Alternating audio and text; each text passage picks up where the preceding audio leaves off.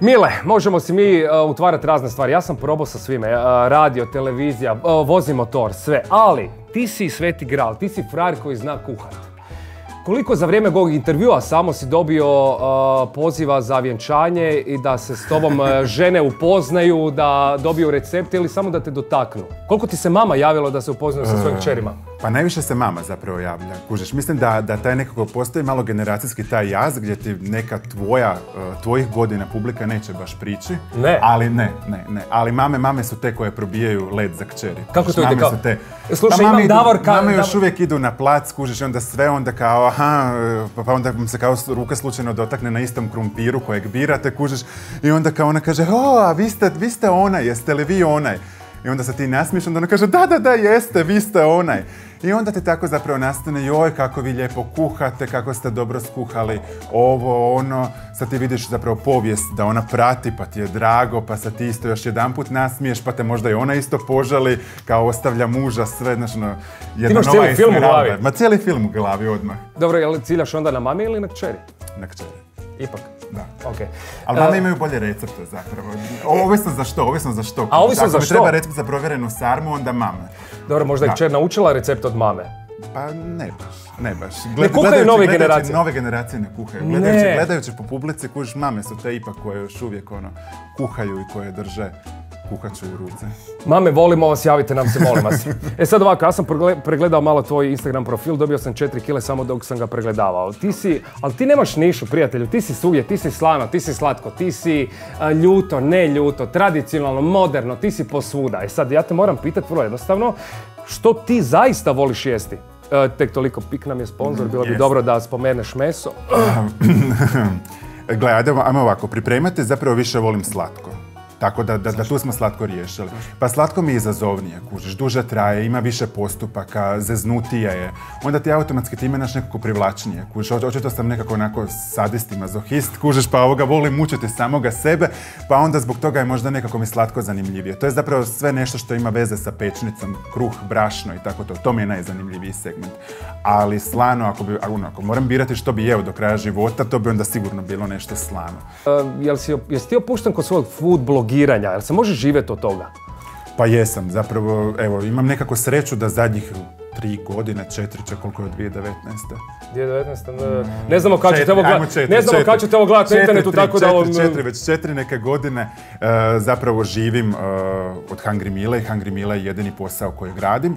Tako da, evo, opušten sam oko bloganja, opušten sam oko kuhanja. Prvi dejt. Pa sad, prvi dejt. Ona dolazi kod tebe doma. Vjerojatno, jedan od tih evenata će neko doći do tebe ili mama ili ona reći kao vi ste Hungry Mile, ti ćeš reći što? Jesam, jel? Ja ću reći jesam. I ona ti se super svidi i kažeš joj... Ja ću skinut bade mantel i reći jedi do mile volje, jel? Reći, to je to! No, ona... Skoro sam pao ovdje. Ja nemam to iskustvo. Ona dolazi do tebe doma i ti si siguran u ono što si napravio. Kako izgleda prvi dejt kod tebe doma? Što si joj pripremio? Jer ti se moraš dokazati. Ja ne moram. Ti si Hungry Mile. Ona kad dođe, ona kad hoće okusiti tu večeru, to mora biti... To mora biti nešto bok mile, kao bok da. Mile. Pa onda ideš, šta znam, ideš onda s afrodizijacima, ako želiš baš taj bok mile. Da. To draganje i sve ostalo, onda ideš s afrodizijacima, onda radiš nešto s tartufima za predjelo, glavno jelo. I onda na kraju još serviraš čokoladu i to je to. I onda imaš taj joj. Tartufi i čokolada. Tartufi i čokolada. A dobro, sad, ja kuham koliko znam kuham. To smo mi normalni homo sapiens. Dobro. Što ja radim? Ne reći, radimo tartufe i čokoladu. Radimo tartufe, a pa ajde, kao cijeli nekakav meni. Ajmo reći možda bi za glavnu, za predjelo, šmati predjelo, imaš predjelo. Želim biti faca. Ok, kao želiš biti faca, dobro. Onda ćeš možda za predjelo staviti pa neku salatu, ajde, kao nešto lagano, da je onako dam je uvod.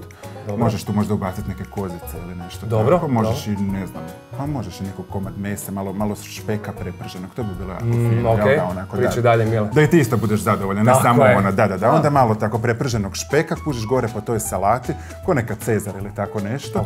Onda radiš glavno jelo, onda tu možeš raditi neki dobar steak, na primjer, želiš je impresionirati, kao ti znaš peći meso, kužiš, ti si pravi muškarac, ti si men, to. I onda radiš taj steak, onda možeš tu možda neke pljukance s tartufima ili možeš samo neki umak od tartufa, ovisno koliko želiš sreće tu večer.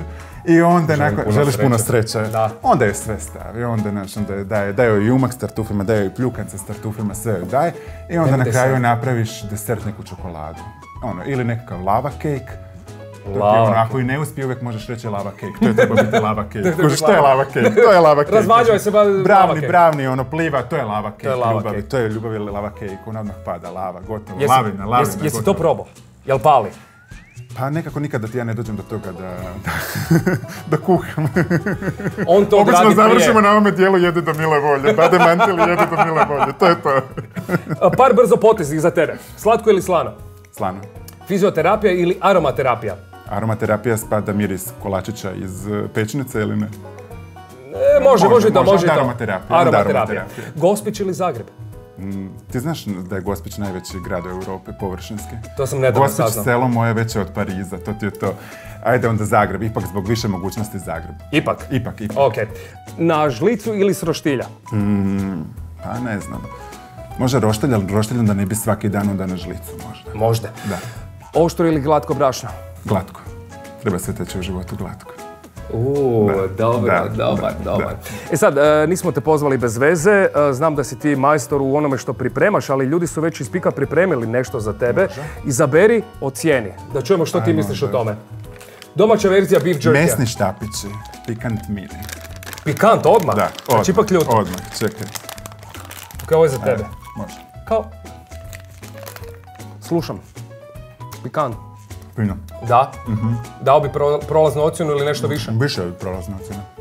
Reci mi, piši mi u jednoj samoj rečenici. Ja sam pojao već nekoliko, tako da je to dovoljno jasno da je ovo prolazna ocjena. Proteini su vam potrebni da razmaknete svoj bade mantili da se... Kažete jede do mile volje. Jedite do mile volje.